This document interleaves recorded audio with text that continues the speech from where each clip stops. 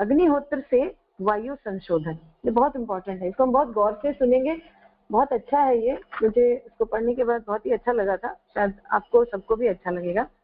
इन दिनों प्रकृति का हर घटक भयावह प्रदूषण से भरता जा रहा है।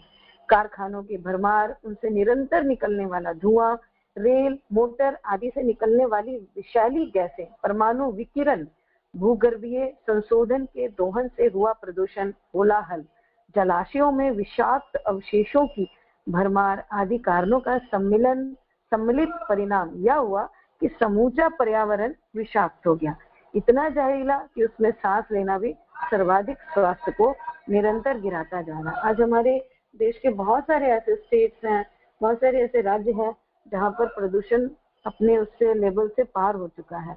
तो जब वर्षा होती है तो वह विष वायु से जल में मिलकर अम्ल वर्षा के रूप में धरती पर आती है। यानी कि जब वर्षा भी होती है तो अम्ल वर्षा, जलाशयों को अशुद्धि से भरता है, पेड़ पौधे इस सम्मिश्रण से प्रभावित होते हैं और उपयोगिता की दृष्टि से गुणहीन घटिया होते जाते हैं। यानी ये प्रदूषण जब हमारे ही द्वारा फैलाया गया है, कहीं ना कहीं हमने खान पान से लेके बहुत सारी चीजों का हमारा उपयोग, रेडिएशन, तो ये हम खुश होते हैं बारिश हो रही है, लेकिन ये बारिश भी कहीं ना कहीं एसिड लेके ही वापस धरती पे पहुंचता है। और जो सारे जलाशयों को, इवन पानी को, कुएं को, कहीं पर भी जहां भी जलाशय, उसे भी वो गुणहीन और घटिया करता चला जाता है, जिनमें जीवनी शक्ति न रहने से उनका सेवन करने वालों का भी समुचित हित साधन नहीं होता। इस प्रकार विषाक्त धूम्र का उत्पादन घुमा फिराकर मनुष्यों तथा पशुओं के शरीरों का आघात करता है, उनकी जीवनी शक्ति घटती चली जाती है, दुधारू पशु उत्पादन की दृष्टि से अक्षम होते चले जाते हैं, एक मनुष्य जल्दी थकता, बेचैन होता, मनोविकारों, व्याधियों से ग्रस्त होता देखा जाता है। देखिए, ये प्रदूषण जो हम सब मनुष्यों के द्वारा किया गया है पूरे वातावरण में किसी न किसी रूप में, देखिए वो हम सब कहीं ना कहीं जो मानसिक शारीरिक रोग से पीड़ित हैं, उसके कहीं ना कहीं हम सब जिम्मेदार हैं। इस विपत्ति के निवारण हेतु विशेषज्ञ गण सर्वविदित उपाय हरितिमा संवर्धन का वृक्षारोपण बताते हैं। वृक्ष दूषित वायु को सोखते और शुद्ध प्राण वायु को छोड़ते हैं, इसलिए वन क्षेत्र का अभिवर्धन वायु शोधन की दृष्टि से सर्वसम्मत एवं उपयुक्त माना जाता है। कहा जाता है कि जो विष हम प्रश्वास द्वारा छोड़ते तथा चिमनियों से, कारखानों से निकालते हैं, वृक्ष उसी बड़ी प्रसन्नता से पीकर नीलकंठ की भूमिका निभाते हुए अपनी भी अभिवृद्धि करते एवं अधिक से अधिक मात्रा में ऑक्सीजन हमें प्रदान करते हैं। पर्यावरण चक्र का, सृष्टि का यह शाश्वत नियम क्रमशः जन सामान्य में जागरूकता बढ़ा रहा है एवं वृक्ष संपदा बढ़ाने के लिए लोगों को उत्साह कर रहा है। यानी यज्ञ करने के लिए स्वाहा के साथ साथ, यज्ञ की आहुतियों के साथ साथ, वो हम आगे पढ़ेंगे कैसे अग्निहोत्र होता है, लेकिन हमारे जीवन में बहुत सारे ऐसे क्रियाकलाप हैं जो हमारे को हमारा वो कर्म यज्ञ बन जाता है। जैसे वृक्षारोपण, अगर हम यज्ञ करते हैं तो वो वृक्ष रोपते हैं तो वो यज्ञ के रूप में आता है। जब हम किसी को कुछ देते हैं तो वो भी यज्ञ के रूप में आता है। जैसे अभी मुझे बता रही थी मेरी किरण दीदी कि सही में मैंने पढ़ा भी है इसको कि कैसे सूर्य जो है वो भी यज्ञ कर रहा है, हवा जो है वो भी यज्ञ कर रही है, जल जो है वो भी यज्ञ कर रही है। ये पूरी सृष्टि जो यज्ञ कर रही है, कहीं ना कहीं वो हमें पॉजिटिव स्वास्थ्यवर्धक चीजें दे रही है। तो हम अगर पेड़ों को कुछ नहीं कर सकते तो पेड़ लगा के भी हम यज्ञ कर सकते हैं अपने जन्मदिन पे, या किसी उत्साह के समय, या दिवाली के समय, या बारिश में तो हम रोकते ही हैं। इसके अलावा भी जो समय अनुसार जो वृक्ष उगते हैं उनको हम लगा सकते हैं। जीवधारियों के लिए यह आवश्यक है कि जीवन को सुचारू रूप से चलाते रहने के लिए शुद्ध हवा मिलती रहे। हवा में जीवन पोषक तत्वों का बाहुल्य है, यूं तो उसमें कई प्रकार की गैसें मिली रहती है, परंतु जिसे प्राण वायु कहते हैं वह ऑक्सीजन है। इसी के आधार पर शरीर में तथा संसार में तापमान सहज एवं आवश्यक मात्रा में बना रहता है। हमारे क्रियाकलाप ऐसे होने चाहिए जिससे वायु संतुलन सही बना रहे। इसे दुर्भाग्य ही कहना चाहिए, गुरुदेव कह रहे हैं, इसे दुर्भाग्य कहना चाहिए कि वायुमंडल का महत्व उतना नहीं समझा जाता जितना उसे समझना चाहिए। हम अपने घर आंगन की सफाई करते हैं, अपने हर जगह की आसपास की सफाई करने का प्रयास करते हैं, लेकिन वायुमंडल को की सफाई का प्रयास हम नहीं करते हैं। गुरुदेव ऐसा कह रहे हैं, आहार और जल के संबंध में यथासंभव अपनी अपनी मति के अनुसार शुद्ध रखने का प्रयत्न करते हैं। वे अलग अलग रखे जाने के कारण अपेक्षाकृत अच्छी तरह संभाल कर रखे भी जा सकते हैं, पर वायु के संबंध में ऐसी बात नहीं है। वह सार्वजनिक है, सर्वत्र संव्याप्त है, चलती दौड़ती रहती है, कुछ ही क्षण में कहीं से कहीं जा पहुंचती। इसलिए अपने घर कमरे की हवा, रोशनी, आने जाने का प्रबंध रखते हुए यदि वायुमंडल में प्रदूषण की मात्रा बढ़ गई है तो फिर उस पर नियंत्रण रखना कठिन है। पानी में यदि जहर घोल दिया जाए तो उसमें रहने वाले सभी जल जंतु मरेंगे। इसी प्रकार यदि वायु प्रदूषण बढ़े तो उसका परिणाम सावधान असावधान सभी को भुगतना पड़ेगा। यानी हम सभी कहीं ना कहीं वायु प्रदूषण में हम सबका हाथ रहता है। आजकल तो टीवी में ऐड भी देता है कि घर की वायु को कैसे शुद्ध करें, यानी घर से फिर निकाले गंदी वायु और फिर वातावरण में भेज दें, और फिर दूसरे जिनके घर में वायु शुद्ध करने की मशीन नहीं है वो बेचारे उस वायु का और ज्यादा से ज्यादा सेवन करें। तो ये बहुत सारी चीजें जो हम कहीं ना कहीं इंटेलेक्चुअल्स होते हुए भी कहीं ना कहीं सारी चीजें बौद्धिक स्तर पे हमारे को ज्ञान हो गया सारी चीजों को, फिर भी कहीं ना कहीं ये थोड़ी थोड़ी चूक हम सबसे, मुझसे भी, हम सबसे हो जाती है। तो इसको अपनी तरफ से कम करने का प्रयास करना चाहिए। इन दिनों मनुष्य का बुद्धि कौशल ऐसे कारखानों चलाने, ऐसे रसायन बनाने में लगा है जिसके कारण हवा में जहर घुलता है। यूं साधारण क्रियाकलापों से भी यह गंदगी बढ़ती है। देखिए गुरुदेव भी कह रहे हैं, यूं साधारण क्रियाकलापों से भी यह गंदगी बढ़ती है जो वायु की शुद्धता पर आघात लगाती है। चूल्हे में जलने वाली आग शरीर में निःसृत होने वाले मल मूत्र, स्वेद, श्वास प्रश्वास द्वारा वायु प्रदूषण बढ़ता है, पर उसका संतुलन वृक्ष वनस्पतियों की बाहुलता से बन जाता है। वृक्ष प्रायः कार्बन खाते हैं और ऑक्सीजन उगलते हैं। इसके ठीक विपरीत मनुष्य ऑक्सीजन खाता है और कार्बन उगलता है। इस प्रकार मनुष्य और वृक्ष वनस्पति मिलकर ऐसा तालमेल बिठा लेते हैं कि अनिवार्य रूप से ऑक्सीजन में होने वाले कमी की पूर्ति होती रहे। चिर अतीत में संतुलन का यही क्रम चलता आ रहा है। आज कंक्रीट जंगल हर जगह देखे जाते हैं। कंक्रीट जंगल यानी जगह जगह पेड़ों को काट के बिल्डिंग्स, पत्थरों के बनाए गए जो हमारे घर, मकान, बिल्डिंग्स, कारखाने हैं, वो सारे कंक्रीट जंगल में आते हैं। आज चारों तरफ अगर हम फ्लाइट में जा रहे हैं या ऐसे भी जा रहे हैं तो हम देखेंगे पेड़ों की संख्या बहुत कम है। मल्टी स्टोरीज की संख्या जगह जगह गाँव तक फैल गई है, वहां भी बन रही है। तो यह गुरुदेव कह रहे हैं, यह समय विचित्र युग है। मनुष्य की बुद्धि बड़ी है, साथ ही उपार्जन और विलास की ललक भी। वैज्ञानिक प्रगति को इसी कार्य में प्रयुक्त किया गया है। कल कारखाने, बढ़ती हुई जनसंख्या, धूम्रपान एवं वृक्षों के अंधाधुंध कटाव ने वायुमंडल में ऑक्सीजन की मात्रा घटा दी है और प्रदूषण का अनुपात बढ़ा दिया है। अणु विस्फोटों से उत्पन्न विकिरण भी इस विषाक्तता को बढ़ाता है। इस प्रकार हम क्रमशः ऐसे दलदल में फंसते जा रहे हैं जिसमें शुद्ध वायु का मिलना कठिन हो रहा है। यह उपकरण जिस तेजी के साथ निर्बाध रूप से आगे बढ़ रहा है उसे देखते हुए भविष्य अंधकार में दिखता है। देखिए हम सबको, इसीलिए गुरुदेव ने एक छोटा सा उपाय और दिया है जिसके बारे में हम आगे पढ़ेंगे। इसके माध्यम से हम यज्ञ के माध्यम से या वृक्ष लगाने के माध्यम से अपने आप को, जिस तरह से भी जो भी चीजों का, सामान का हम उपयोग करते हैं उनको हम मिनिमम करके कैसे वायु की शुद्धता में भी हमारा सहयोग हो। हमें प्रकृति हमेशा देती आई है, हमेशा देती है, लेकिन हम प्रकृति को क्या देते हैं? अगर इस चिंतन पे हम गुरुदेव की किताब पढ़ के अगर थोड़ा सा ये चिंतन करेंगे कि हम प्रकृति को क्या देते हैं, एक बार गौर से देखिएगा।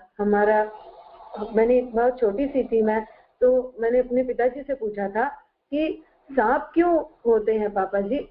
तो उन्होंने मुझे कहा था कि बेटे जब हम लोग क्रोध करते हैं, कई बार गुस्सा करते हैं, गलत बातें बोलते हैं, बहुत कुछ कह देते हैं, तो वो जो सांप है उस जहर को पी लेते हैं। भगवान ने हमारे लिए सारी सुख सुविधाओं का, सारी चीज का अल्टरनेट हमारे को दिया, उसके बावजूद भी हम मनुष्य, कहते हैं ना कि चीनी कहावत है ये कि स्वर्ग का बहुत बड़ा द्वार है, नर्क का कोई रास्ता नहीं, लेकिन हम उसमें छेद करके घुसते हैं। यानी हम प्रदूषण को ज्यादा से ज्यादा अपने सुख सुविधा, क्षणिक सुख के लिए आगे को ना सोच के प्रदूषण बढ़ाने में, मानसिक और वातावरण का और पर्यावरण का प्रदूषण बढ़ाने में हम थोड़ा थोड़ा सहयोग हर दिन करते ही चले जाते हैं। क्यों? शुद्धता तो अन्न जल की भी आवश्यकता, शुद्धता तो अन्न जल की भी आवश्यकता है, पर वायु का नंबर तो उसमें भी पहला है। जिस प्रकार क्लोरोफॉर्म को सुंघाकर मनुष्य क्षण भर में बेहोश किया जा सकता है या मारा जा सकता है, उसी प्रकार बढ़े हुए वायु प्रदूषण से भारी अहित हो सकता है। उससे सामान्य स्वास्थ्य बुरी तरह गड़बड़ा जाता है, मानसिक चेतना में कमी आ जाती है और लोगों के बीच सद्भाव मिटकर विग्रह खड़े हो जाते हैं। देखिए, ये वायु प्रदूषण कितना इम्पोर्टेंट, कैसा हमारे लिए जीवन में वायु का शुद्ध होना कितना इम्पोर्टेंट है, इसको गुरुदेव बता रहे हैं। उनका प्रभाव पशु पक्षियों, सूक्ष्म जीवी, कृमियों तथा अन्य वर्गों के सभी प्राणियों पर पड़ता है, क्योंकि वायु पर सभी निर्भर हैं। यहाँ तक कि गहरे पानी में रहने वाले प्राणी भी अपने ढंग से जल में ही प्राणवायु प्राप्त कर लेते हैं। जनसंख्या बढ़ने पर अधिक चूल्हे जलने और अधिक मलमूत्र, पसीना आदि छोड़ने आदि से गंदगी बढ़ती है। इस अनुपात से वृक्ष भी बढ़ने चाहिए थे ताकि संतुलन बना रहे, किंतु समय पर दोहरी मार पड़ रही है। एक और गंदगी बढ़ रही है, दूसरी ओर उसे शुद्ध करने के स्रोत सूख रहे हैं। हरी सीमा का सफाया होता जा रहा है, खुले मैदान घट रहे हैं। गिचपिच के वातावरण में सीलन, सड़न, कोलाहल आदि की भी बढ़ोतरी होती है। तंग गलियों में जहाँ सूर्य का प्रकाश और हवा का प्रवाह रुक रुक कर धीमा धीमा पहुंचे, वहाँ गंदगी बढ़ेगी ही और उस अस्वच्छता से जीवन संकट में पड़ेगा ही। आवश्यक है कि समय रहते इस समस्या का समाधान सोचा जाए। इस संदर्भ में पूर्वजों ने चिंतन और सूक्ष्म जगत पर आधारित एक ही उपाय बताया है। देखिए, अब गुरुदेव अग्निहोत्र पर आए हैं, वह है अग्निहोत्र। इस संदर्भ में पूर्वजों के चिंतन और सूक्ष्म विज्ञान पर आधारित एक ही उपाय है अग्निहोत्र। यदि उसे समुचित मात्रा में करते रहा जाए तो हम इस प्रस्तुत विपत्ति से बच सकते हैं। अगर हम वृक्ष लगाने में सक्षम नहीं है तो अग्निहोत्र तो हम सब कर सकते हैं। हमारे भारत की 100 करोड़ जनता है, उससे भी ज्यादा, और उसमें से 1 करोड़, चलिए 1 करोड़ भी छोड़ते हैं, हमारे गायत्री परिवार में 20-30 लाख लोग हैं, 20-30 लाख भी छोड़ते हैं। अगर हम सिर्फ 1 लाख लोग हर दिन अग्निहोत्र करें तो इस पर्यावरण के संकट को, प्रदूषण के संकट को, वायु प्रदूषण के संकट से बहुत जल्दी हम पूरे विश्व को निकालने में सक्षम है। आवश्यकता समुचित मात्रा में प्रस्तुत, यदि उसे समुचित मात्रा में करते रहा जाए तो हम इस प्रस्तुत विपत्ति से बच सकते हैं। दुर्गंध को सुगंध से मारने की विधि को सभी जानते हैं। गंदी नालियों में फिनाइल छिड़की जाती है, सीलन भरे घरों में कोयले दहकाने का प्रचलन है।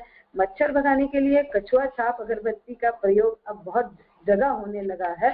DDT की गंध कृमियों को भगाती है। कमरों में अच्छा वातावरण बनाने के लिए धूप बत्ती, अगरबत्ती, लोहबान, गूगल आदि जलाए जाते हैं। आजकल तो कुछ परफ्यूम के लिक्विड हैं जिसको हम लगा देते हैं और वो पूरे घर, रूम फ्रेशनर जिसको कहते हैं, उसको भी हम छिड़कते हैं।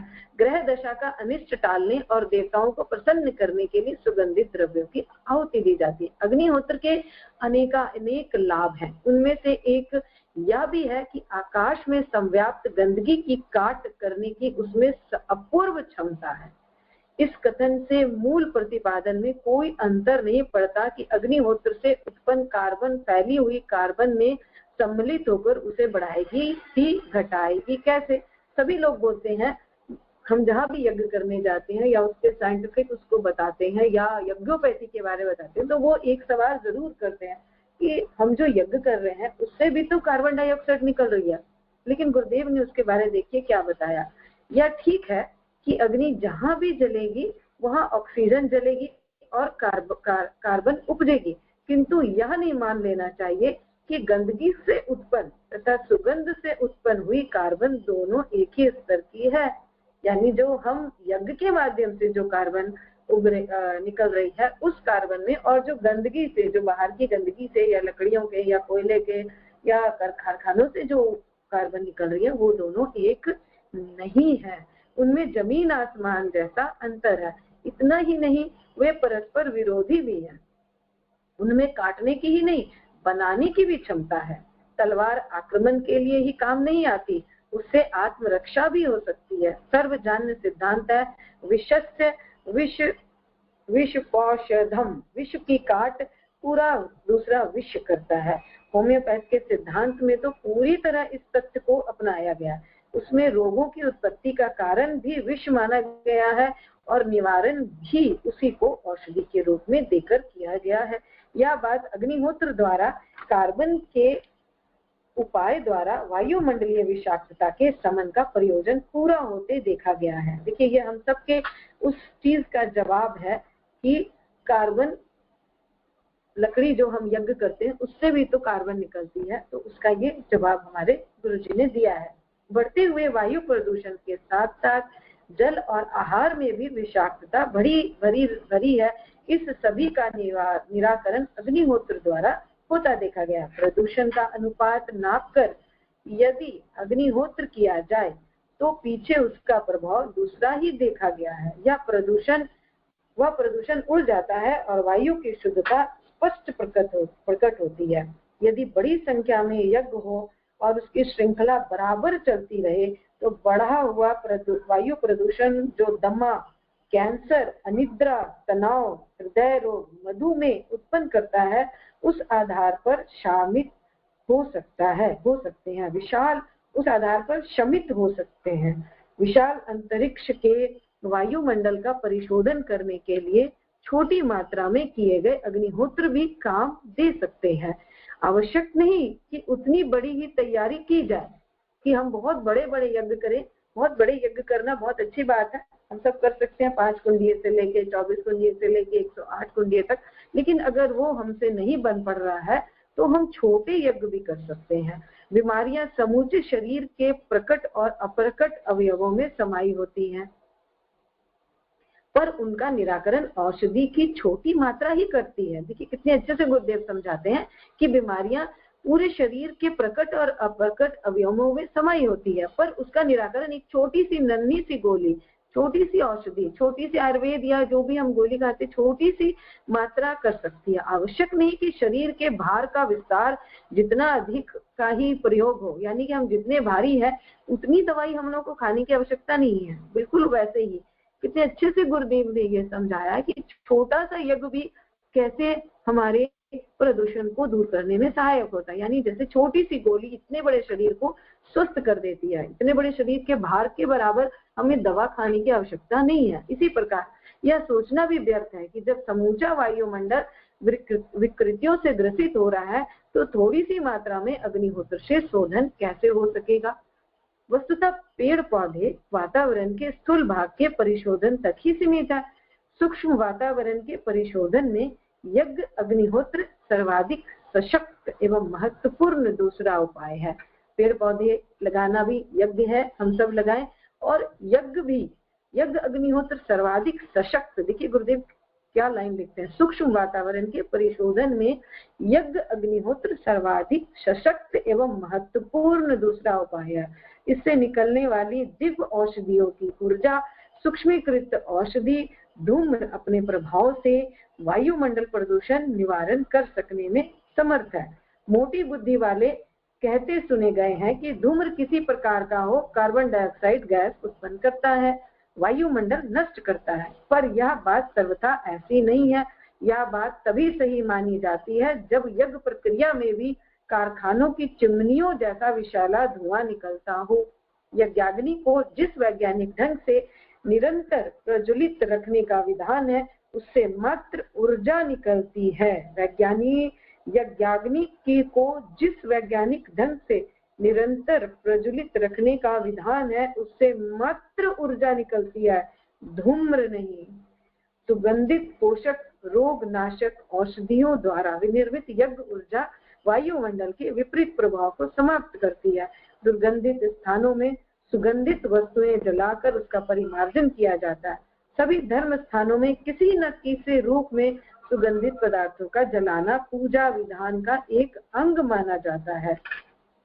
अगरबत्ती धूप बत्ती लोबान आदि जलाकर कमरे मंदिर या अन्य पूजा स्थल महकाए जाते हैं और सुगंधित वातावरण में प्रवेश करने वाले प्रसन्नता अनुभव करते हैं, मानसिक उल्लास प्राप्त करते हैं। होम्योपैथिक सिद्धांत में भी विषस्यम विषमौषधम के सिद्धांत की को मान्यता दी जाती है।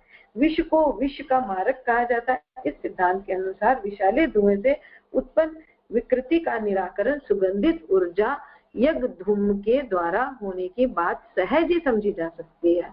ऐसे कई प्रमाण जो बताते हैं कि यज्ञ से वायु की अशुद्धता बढ़ने संबंधी मान्यता सर्वथा मिथ्या है। सच्चाई यह है कि इससे वायु का संशोधन ही होता है, संव्याप्त विषाक्तता का निवारण ही होता है। यज्ञोपैथी टीम में कुछ लोग हैं जिनके पास वायु को पूरी तरह से यज्ञ करने के पहले, यज्ञ करने के बाद कुछ इंस्ट्रूमेंट्स हैं उनके पास, उन्होंने मंगवाए हैं, विदेश से भी मंगवाए हैं और कुछ यहाँ से भी मंगवाए हैं, तो यहाँ से भी लिए। तो मैंने उनके इंस्ट्रूमेंट देखे तो नहीं है, बस मैंने उनके इंस्ट्रूमेंट्स का जो उनका डाटा है वो देखा है, जो वो लोग निकालते हैं कि यज्ञ के पहले कमरे का वातावरण और आसपास का जो पर्यावरण वातावरण है उस दोनों में परिवर्तन कितना ज्यादा है। आप लोग कहेंगे तो मैं सारिका को दे दूंगी, वो उसको उस डाटा को एक बार दिखा देगी, तो हम लोगों को देख के बड़ा अच्छा लगेगा कि यज्ञ से सच में हमारा भी इस धरा में, इस पृथ्वी में हमारा भी योगदान हो रहा है। सच्चाई यह है कि इससे वायु का संशोधन ही होता है, संव्याप्त विषाक्तता का निवारण ही होता है। एक औसत व्यक्ति, गुरुदेव कहते हैं, एक औसत व्यक्ति प्रति घंटे 600 लीटर हवा फेफड़ों, वायु कोष्ठों एवं त्वचा के माध्यम से वातावरण में खींचता है। 600 लीटर हवा हम हर खींचते हैं। 24 घंटे में यह मात्रा लगभग 14,500 लीटर बैठती है। एक प्रति घंटे 600 लीटर और 24 घंटे में यह मात्रा लगभग 14,500 लीटर बैठती है। इस क्रम में प्रति मिनट मात्र 300 मिलीलीटर ऑक्सीजन अंदर जाती है, वह 250 मिलीलीटर कार्बन डाइऑक्साइड बदले में बाहर निकलती है। नॉर्मल सी बात सिर्फ ये समझेंगे कि 300 मिलीलीटर हम ऑक्सीजन देते हैं और 250 मिलीलीटर हम कार्बन डाइऑक्साइड बाहर। यदि आबादी का सघन अनुपात हो, आसपास जंगल ना हो एवं ऊपर से प्रदूषण अतिरिक्त मात्रा में कारखाने के माध्यम से हो रहा है, तो कल्पना की जा सकती है कि अंदर प्रविष्ट होने वाली ऑक्सीजन का हवा में अनुपात क्रमशः कम होता जाएगा एवं कार्बन डाइऑक्साइड की प्रचुर मात्रा में चारों ओर बढ़ती जाएगी। या रक्त में अम्लता बढ़ाने, देखिए वायु प्रदूषण पर्यावरण और हमारे मन को भी कैसे प्रभावित करती है। अब इसको गुरुदेव बता रहे हैं कि जब हमारे को कार्बन डाइऑक्साइड बहुत अधिक मात्रा में शरीर के अंदर वायु प्रदूषित वातावरण, प्रदूषित वायु जो हमारे अंदर में जाती है, तो वो कैसे काम करती है, कैसे किस तरह से हमें नुकसान पहुंचाती है।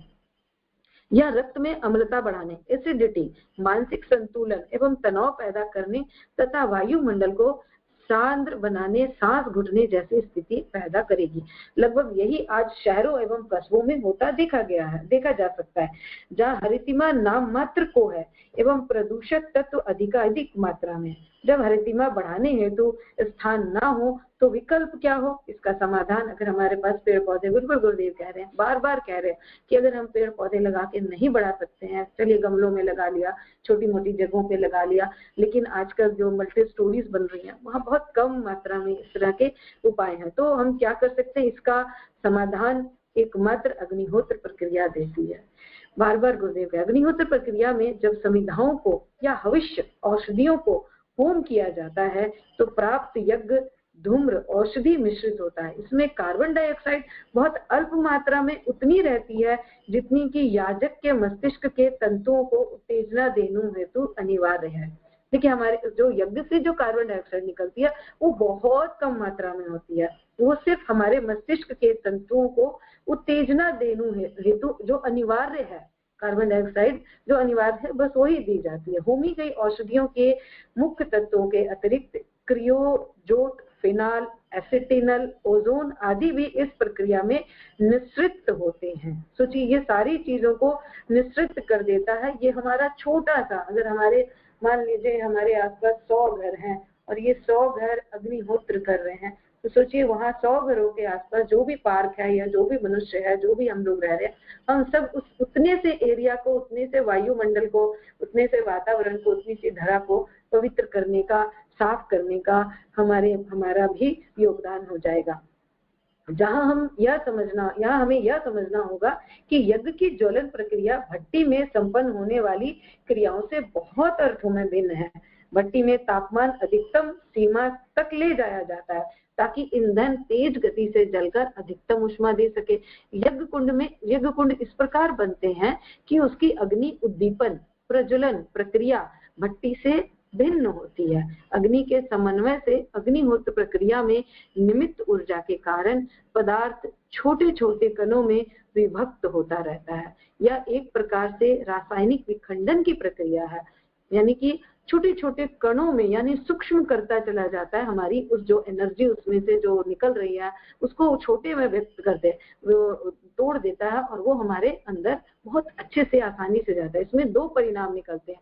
आवेशित कण को धारण किए सूक्ष्म औषधि घटक या तो वाष्पीभूत हो जाते हैं अथवा अवशिष्ट भस्म का एक अंग बन जाते हैं। इसको फिर से पढ़ देती हूँ, मुझे अच्छा लगा ये। यज्ञ कुंड इस प्रकार बनते हैं कि उसकी अग्नि उद्दीपन प्रज्वलन प्रक्रिया भट्टी से भिन्न होती है। अग्नि के समन्वय से अग्निहोत्र प्रक्रिया में निमित्त ऊर्जा के कारण पदार्थ छोटे छोटे कणों में विभक्त होता रहता है।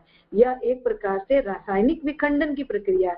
इसमें दो परिणाम निकलते हैं। आवेशित कण को धारण किए सूक्ष्म औषधि घटक या तो वाष्पीभूत हो जाते हैं अथवा अवशिष्ट भस्म का एक अंग बन जाते हैं। चूंकि प्रज्वलन प्रक्रिया धीमी है अतः जो धूम्र बनते हैं वे कार्बन डाइऑक्साइड एवं मोनो डाइऑक्साइड रहित होते हैं, यानी उसमें ना तो कार्बन डाइऑक्साइड होता है ना कार्बन मोनोऑक्साइड होता है। जो गैसों की मात्रा होती है उनमें भी ethylene oxide, propylene oxide, formaldehyde एवं बीटा प्रोपिट लेक्टेन तथा एसिटिलीन का अनुपात अधिक होता है। यह वायु शोधन सम्मिश्रण है जो वृक्ष वनस्पतियों की वृद्धि भी करता है। यानी ये जो सारी चीजें हैं ये सब कहीं ना कहीं हमारे लिए और वृक्ष वनस्पतियों के लिए फायदेमंद है। पर्यावरण का संशोधन नियमन करने घातक जीवाणु विषाणुओं की वृद्धि रोकता है। प्रयोग बताते हैं कि व्यापक स्तर पर किए गए ऐसे उपचार जब वायुमंडल में धूम्र के बादल बनकर पहुंचते हैं तो बादलों को आकर्षित करने की क्षमता रखते हैं। वायु दाब कम करके वर्षा तक उत्पन्न करने की सामर्थ्य इनमें होती है। पुणे के फर्ग्यूसन कॉलेज के वैज्ञानिकों ने प्रयोग के उपरांत पाया कि 6 into 6 into 6 2.5 इंच गहराई के सामान्य ताम्र पत्र में आम की संविधाओं के माध्यम से युग निर्माण योजना द्वारा प्रयुक्त सामान्य वनौषधियों सम्मिश्रण से किया गया अग्निहोत्र एक बार की 108 आहुतियों से 26 into 22 into 10 फीट के हॉल की 9000 से भी अधिक घन फुट वायु में कृत्रिम रूप से विनिर्मित वायु प्रदूषण समाप्त करने में सफल रहा। देखिए ये बता रहे हैं कि जो हम कुंड का साइज बताया गया और आहुतियों की मात्रा बताई गई और हॉल की जो लंबाई चौड़ाई है वो बताई गई, उससे बताया गया कि कैसे इस तरह जो हम युग निर्माण योजना द्वारा यानी गायत्री परिवार द्वारा हमारे गुरु जी के द्वारा जो यज्ञ बताया गया उससे वायु प्रदूषण समाप्त करने में सफल रहा। उस हॉल का नियमानुसार हवा के नमूने लेकर गैस लिक्विड क्रोमेटोग्राफ पर जांच कर देखा गया कि परीक्षित वायु पूरी तरह शुद्ध हो गई है। यह एक वैज्ञानिक तथ्य है कि यदि कहीं कृत्रिम ढंग से कार्बन गैस उत्पन्न कर वायुमंडल में छोड़ी जाए तो वहां की उष्णता बढ़ जाएगी। यह नियम है कि जहां अधिक गर्मी होगी यदि वहां जल हो तो वनस्पति की उपज अधिक होगी। हवन से उपयोगी गैस उत्पन्न कर हम प्रजनन की अभिवृद्धि करते हैं जिसमें अन्न फल आदि की उत्पत्ति होती है। प्रजनन गुरुदेव ने बताया था, हमने पिछले बार भी पढ़ा था, हम सबको याद ही होगा। इसके प्रत्यक्ष उदाहरण विद्यमान है। ज्वालामुखी पर्वतों से यह वायु निकलती है, उनके आसपास वृक्ष तथा वनस्पतियां अधिक होती हैं। देखिए गुरुदेव ने बताया कि जो हम यज्ञ करते हैं वो कैसे, ये ज्वालामुखी भी तो कार्बन डाइऑक्साइड और यज्ञ की बहुत अग्नि की बहुत सारे केमिकल्स निकाल रहा है, लेकिन फिर भी ज्वालामुखी पर्वतों से यह वायु निकलती है, उनके आसपास वृक्ष वनस्पति हवन करते समय जो सावधानियां बरतने का विधान है उसके अनुसार आहूत हव्य पूर्णतया जलाकर कार्बन वियोषित नहीं बनती, वरन उसका वाष्पीकरण होकर उसमें ऐसे रासायनिक परिवर्तन होते हैं जिनके द्वारा अनेक उपयोगी पदार्थ अत्यंत सूक्ष्म मात्रा में उत्पन्न हो दिगंत में व्याप्त हो प्राणियों का उपकार करते हैं। हवन करते समय समिधा को केवल बाहर की ओर लगाने का प्रयोजन यह है कि समिधा के जलने से जो ताप उत्पन्न होता है वह हव्य का केवल वाष्पीयन करें, जलाए नहीं। हवन कुंड का ऊपर से खुला होना और नीचे संकुचित होने का भी यही प्रयोजन है कि हव्य में अविज्ञजन मित मात्रा में पहुंचे। अर्ध जले हव्य को कुरेद कर जलाने का निषेध भी यही प्रमाणित करता है कि देखिए, हम लोग कई बार यज्ञ में जो अग्नि होती है उसको हम कुदेरते हैं कि वो जलाए नहीं, वो नीचे, इसका गुरुदेव ने साइंस बताया कि नीचे से पतला और ऊपर से चौड़ा हवन कुंड जो होता है, उसको फिर से पढ़ देती हूँ। हवन करते समय समिधा को केवल बाहर की ओर लगाने का प्रयोजन है कि प्रयोजन यह है कि समिधा के जलने से जो ताप उत्पन्न होता है वह हव्य का केवल वाष्पीयन करे, जलाए नहीं। हवन कुंड का ऊपर से खुला होना, नीचे से संकुचित होने का भी यही प्रयोजन है कि हव्य में अविज्ञ जन मित मात्रा में पहुंचे। और जले हव्य को कुरेद कर जलाने को का निषेध भी यही प्रमाणित करता है कि हवन में हव्य को पूर्णतया जलने न देकर उसका वाष्पीयन किया जाता है और उसमें ऐसे पदार्थों को ही डाला जाता है जिसमें वाष्पीयन से उपयोगी द्रव्य वायुमंडल में फैलकर प्राणियों का हित साधन करे।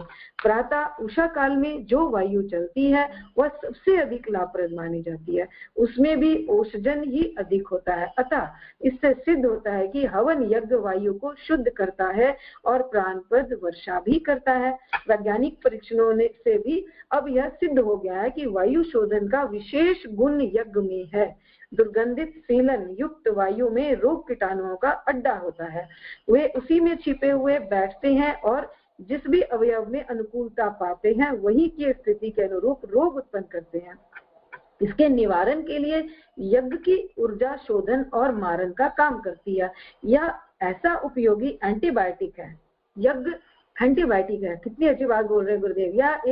यह ऐसा उपयोगी एंटीबायोटिक है जिसमें उपयोगी कृमि कीटकों जीवाणुओं को पोषण मिलता और दमन हानिकारक विजातियों का ही होता है, यानी कि जो हानिकारक विजातियां हैं उन्हीं का दमन होता है। लेकिन जो हम ऐसे नॉर्मल एंटीबायोटिक खाते हैं, हमारे जो अच्छे सेल्स हैं, गुड सेल्स हैं, उसको भी वो कमजोर कर देता है, बैड को मारता है, क्योंकि उसके पास वो वाली एनर्जी नहीं है कि जिससे कि वो हमारे गुड सेल्स को बना के रखे और बैड सेल्स को ही सिर्फ मारे। और ये इसीलिए यज्ञोपैथी में यज्ञ को उपचार, समग्र उपचार प्रक्रिया कहा गया है। वो इसलिए भी कहा गया क्योंकि यज्ञ से हमारा समग्र मानसिक से लेकर शारीरिक दोनों ही तरह से वो उपचार करता है। समग्र इसलिए कहा गया क्योंकि हम जब डॉक्टर के पास जाते हैं, हमारे पेट में दर्द है या बुखार है, तो हमारे को वो बुखार और पेट दर्द की दवाई दे देता है, लेकिन उस बुखार और पेट दर्द से जो हम मानसिक परेशानी में या पीड़ा में है वो उसका उपचार नहीं करता। लेकिन हम यज्ञोपैथी में अगर हम गिलोय, अश्वगंधा और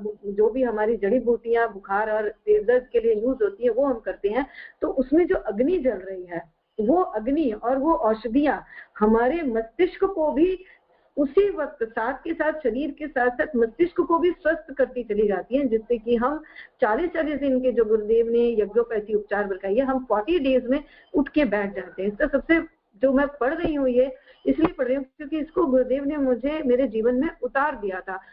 स्लिप डिस्क जिसको डॉक्टर ने कहा था 6 महीने लेटी रहूंगी मैं, 6 महीने से पहले उठ नहीं सकती, मैं हिल नहीं सकती थी, मैं लेटे लेटे खाना खाती थी, मैं एक करवट बदलने के लिए भी हेल्प लेती थी। 40 दिन यज्ञोपैथी किया, शांति कुंज से 5 औषधियां मंगाई, यज्ञोपैथी किया, यज्ञ किया और यज्ञ को 24 घंटे उस धूम्र को अपने बेड के नीचे रख के लगातार धीरे धीरे लेती रही।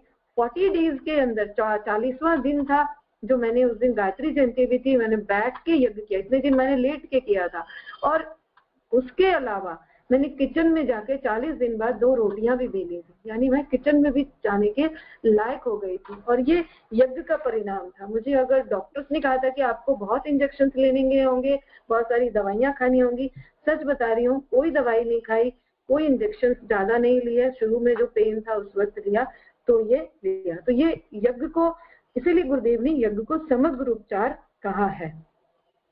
प्रातः उषा काल में जो वहाँ है, वैज्ञानिक परीक्षण से यह सिद्ध हो गया है कि वायु शोधन का विशेष गुण यज्ञ में है। दुर्गंध सीलन युक्त वायु में रोग कीटाणुओं का अड्डा होता है, वे उसी में छिपे हुए बैठते और जीव जिस भी अवयव में अनुकूलता पाते हैं वही की स्थिति के अनुरूप रोग उत्पन्न करते हैं। इसके निवारण के लिए यज्ञ की ऊर्जा शोधन और मारन का काम करती है। एक यह ऐसा उपयोगी एंटीबायोटिक है जिसमें उपयोगी कृमि कीटकों जीवाणुओं को पोषण मिलता और दमन हानिकारक विजातियों का ही होता है। और एक और आज बता दूं, 54-55 साल की हो गई हूँ, आज भी मेरे डिस्क में एक्सरे करवाया, हल्का सा फिर भी मेरी डिस्क जो है घिसी हुई है, लेकिन गुरुदेव हर दिन यज्ञ करवाते हैं और मैं आराम से सीढ़ियां चढ़ती हूँ। कहीं भी चलना होता है आराम से चलती हूँ, क्योंकि यज्ञ में लगातार बहुत सारी औषधियां डाल के 5 मिनट का प्राणायाम जरूर करती हूँ। गूगल कपूर आदि पदार्थों के गुण सर्वविदित है, उन्हें रोग वाले स्थानों में जलाया जाता है। घृत दीपक में भी यही विशेषता है। गुड़ शक्कर जलने से भी मात्र रोग विषाणुओं का ही हनन होता है, सजातीय जीवाणु नहीं मरते, जबकि एंटीबायोटिक औषधियां सजातीय और विजातीय दोनों प्रकार के जीवाणुओं को मारकर नफा नुकसान बराबर कर देती है। मलेरिया की सीलन भरी वायु का निराकरण करने के लिए नीम के सूखे पत्ते जलाए जाते हैं। यहाँ कांटे से कांटा निकालने का सिद्धांत लागू होता है।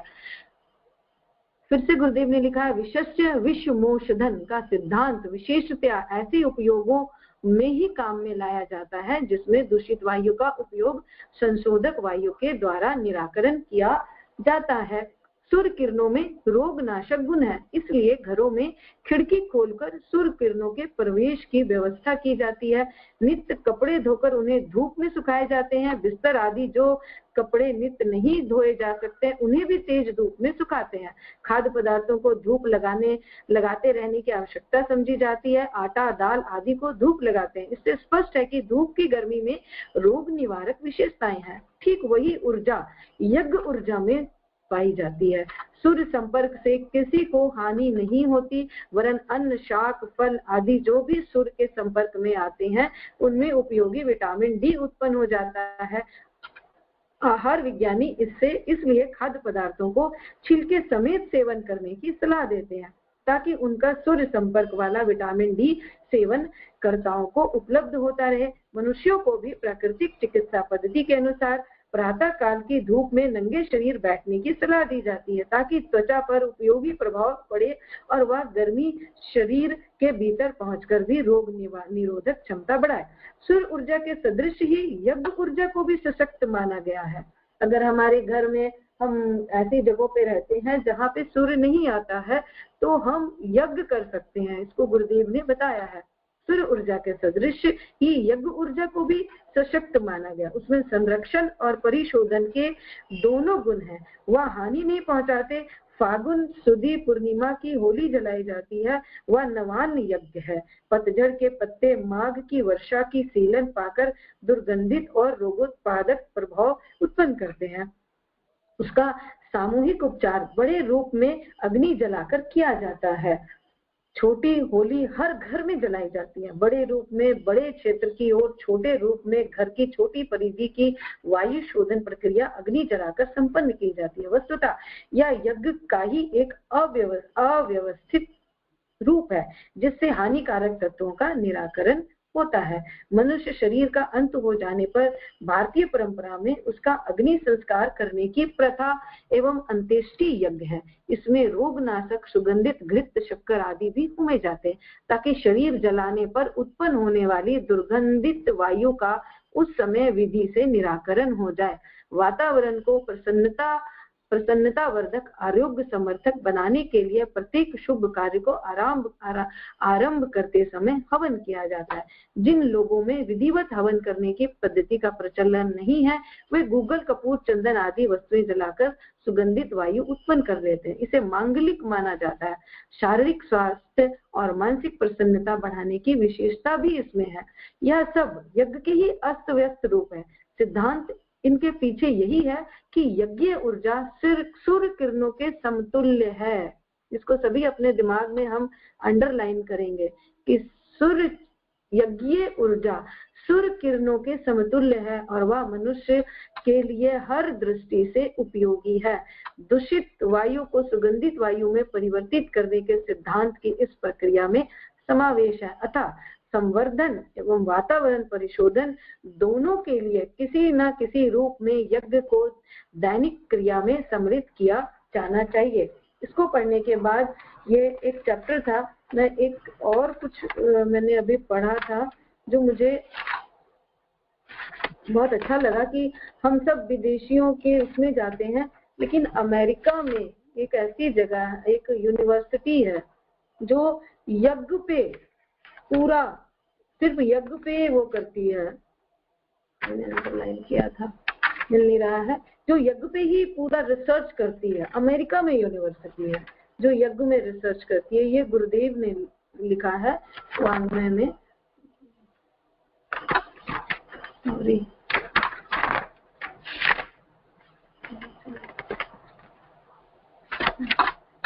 चलिए ठीक है, वो मिल नहीं रहा है, मैं आप लोग को उसमें सारिका को भेज दूंगी फोटो खींच के। अभी जस्ट मैंने पढ़ा था, उसको अंडरलाइन भी किया था, वो उस जगह मिल नहीं रही है मुझे। तो मैं आप सबका धन्यवाद करती हूँ। मुझसे कोई गलती हो गई हो तो क्षमा चाहती हूँ। सारिका अब आगे कर लेते हैं, है ना, आगे का प्रोग्राम। कोई और भी कुछ पढ़ना चाहे तो, क्योंकि गुरुदेव ने यज्ञ के बारे में जो बताना था मैं मेरे माध्यम से बता दिया। सभी को धन्यवाद, प्रणाम, जय गुरुदेव।